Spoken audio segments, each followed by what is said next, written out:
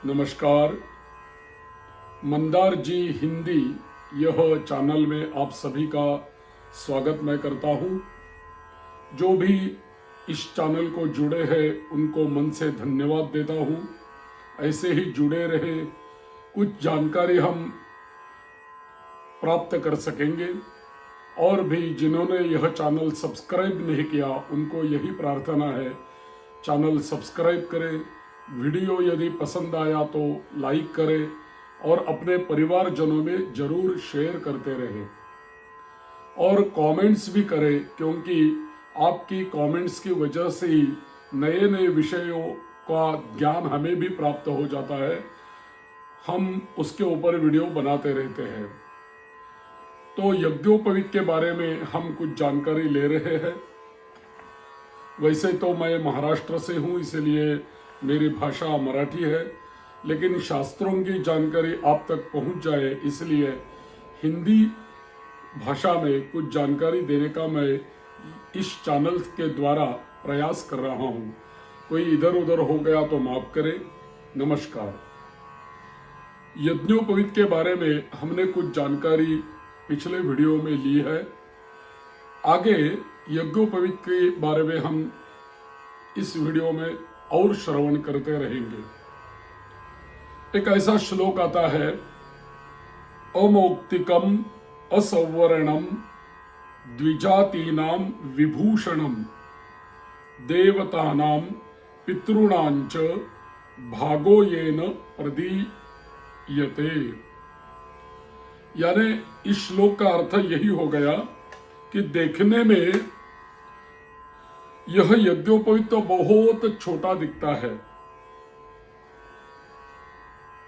9 तार का डोरा दिखता है, लेकिन द्विजाति के लिए मोती और स्वर्ण के भूषणों से बढ़कर और विलक्षण आभूषण ये होता है, जिसके द्वारा कि देवता और पितरों तक का कर ऋण चुकाया जाता है।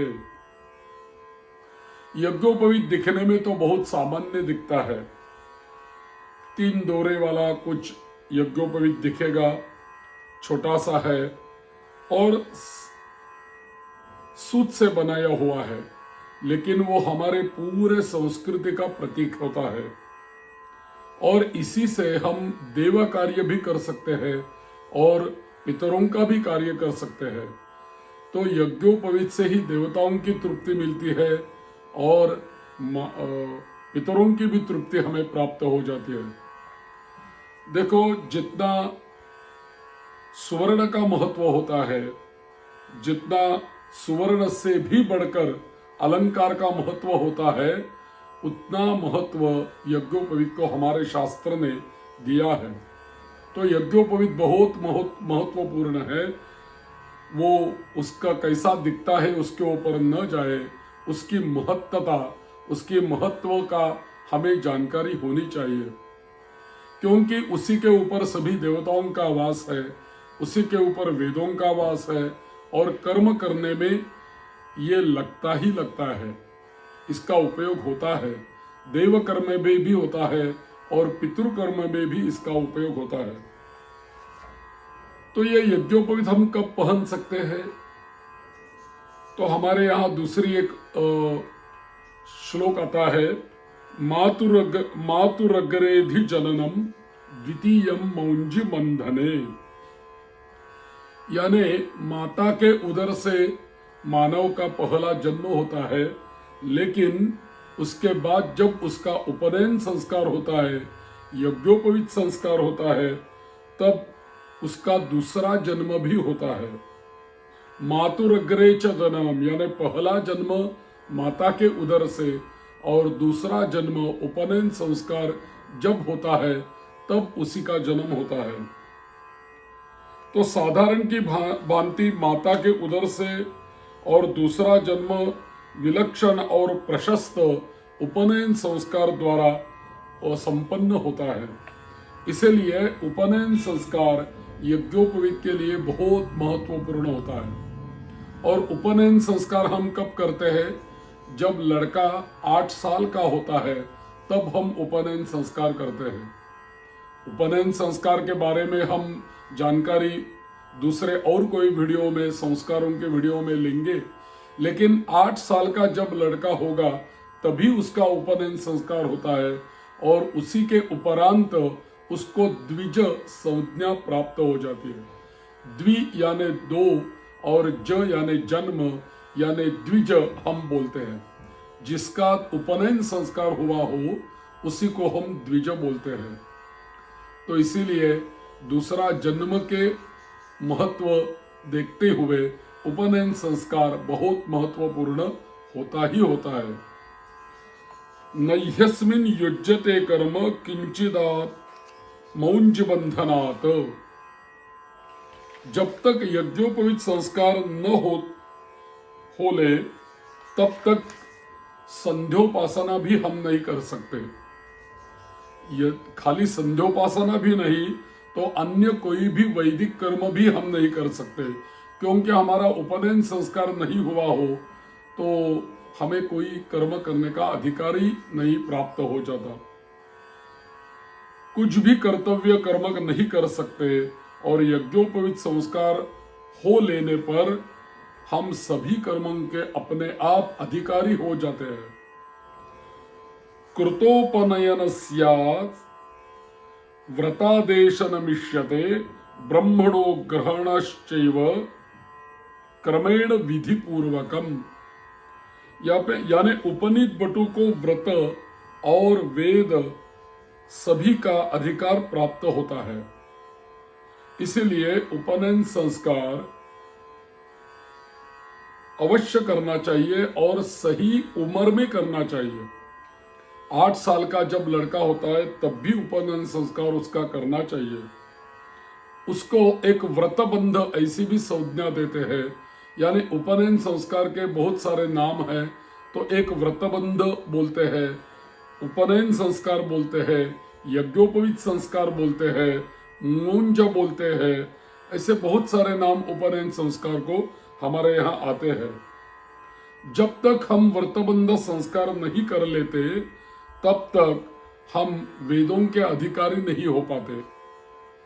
वेद पढ़ने का और शिक्षा लेने का अधिकार इसी उपनयन के द्वारा ही हमें प्राप्त हो जाता है। तो नाभिव्यावहारे ब्रह्म स्वधा नयनादृते शूद्रेण ही समस्तावत् यावद वेदेन जायते। हमारे यहाँ ऐसा एक श्लोक मिलता है, जन्मना जायते शूद्रः संस्कारात् द्विज उच्यते। यानी जब तक संस्कार नहीं होते तब तक हमें श्रेष्ठत्व प्राप्त नहीं होता। इसीलिए संस्कार करना बहुत आवश्यक और महत्वपूर्ण होता है।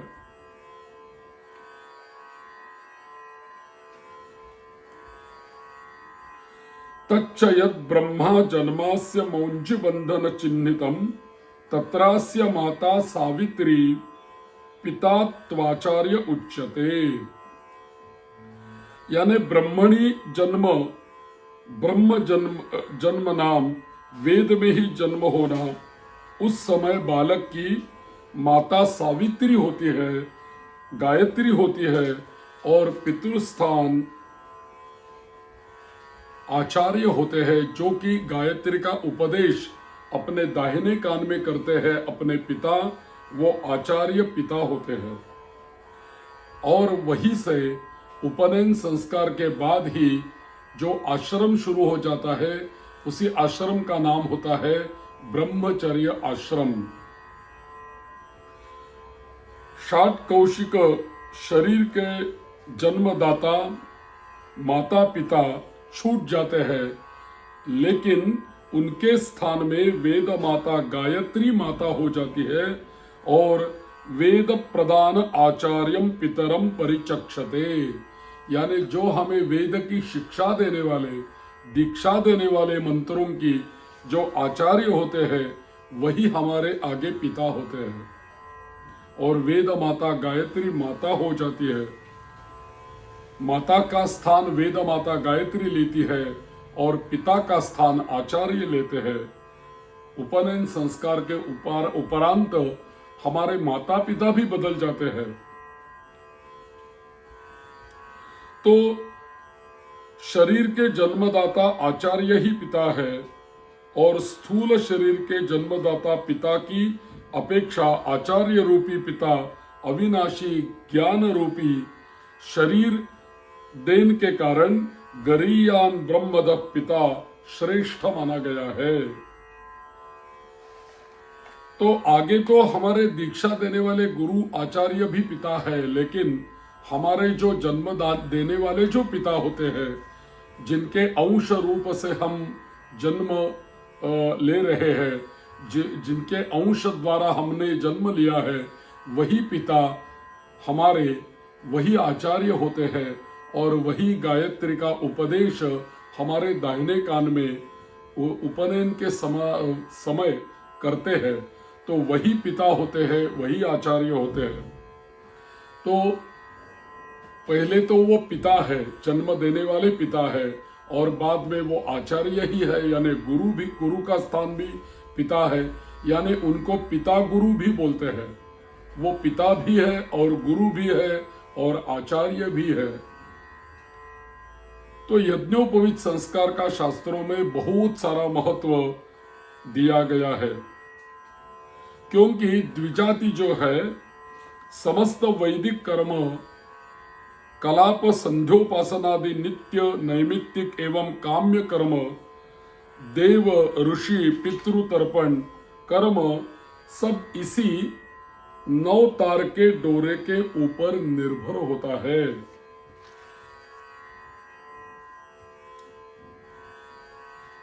तो द्विजाति किसको बोलते हैं?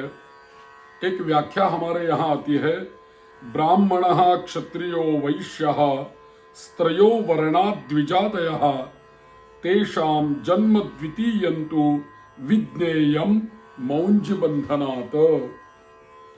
आचार्यस्तु पिता प्रोक्तः सावित्री जननी तथा ब्राह्मण क्षत्रिय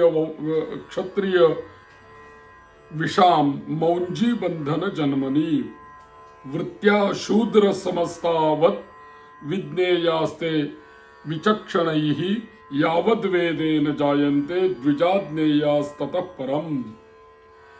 अर्थ ऐसा है कि ब्राह्मण क्षत्रिय वैश्य इन तीनों वर्णों को द्विजाति कहते हैं, क्योंकि इन तीनों वर्णों में मौंजी बंधन उपनयन संस्कार होता है।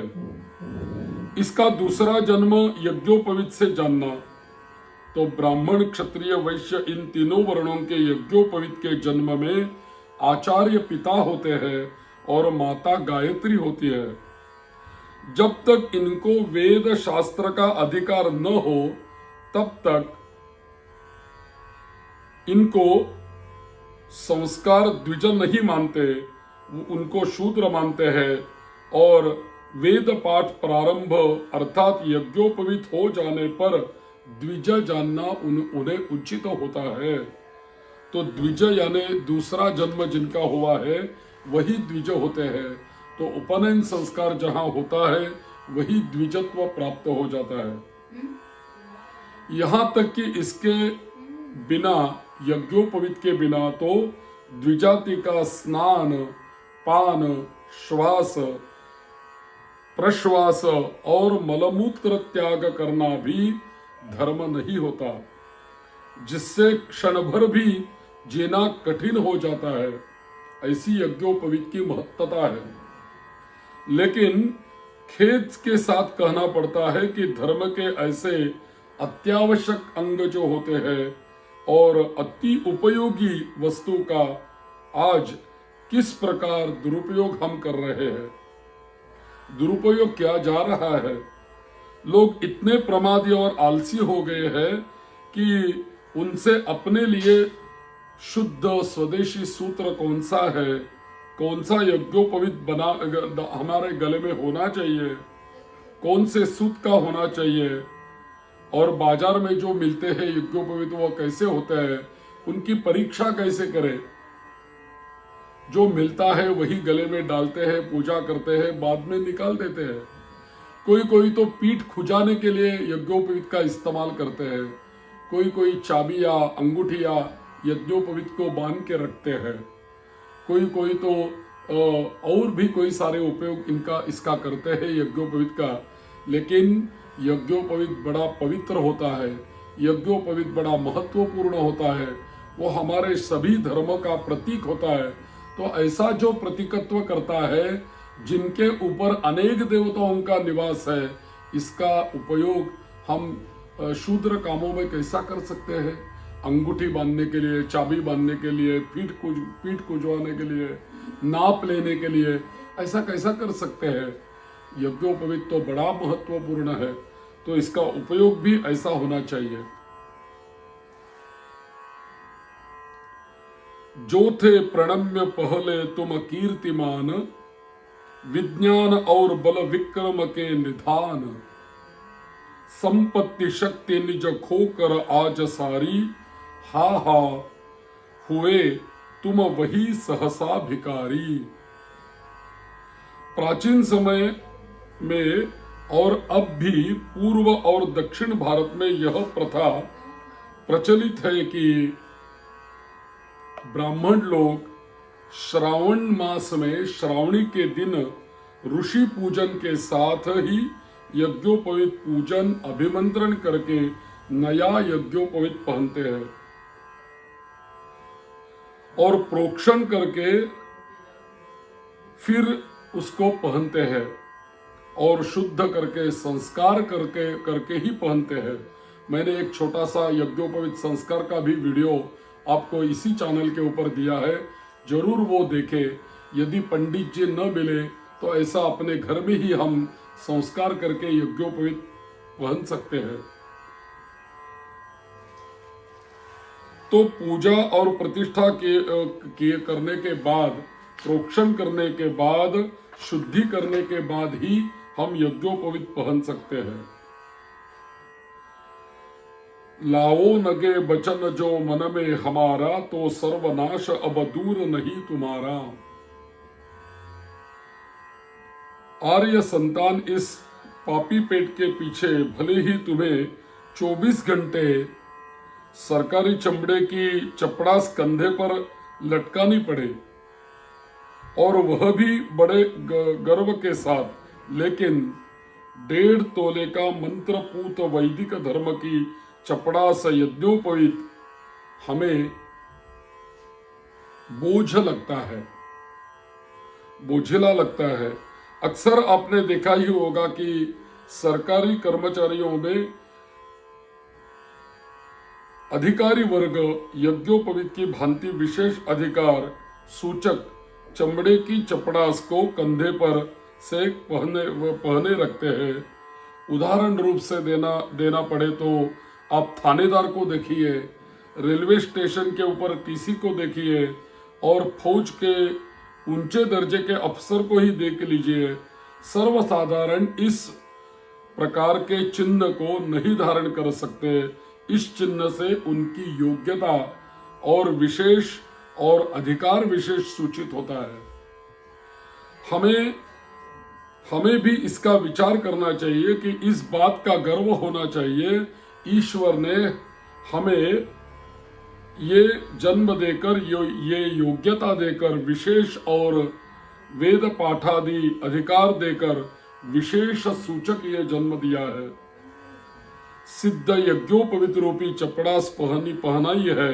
अब हमारा कर्तव्य ऐसा होता है कि हमारा कर्म होना ही चाहिए ऐसा कि हम उस चपड़ास की लाज रखें, ताकि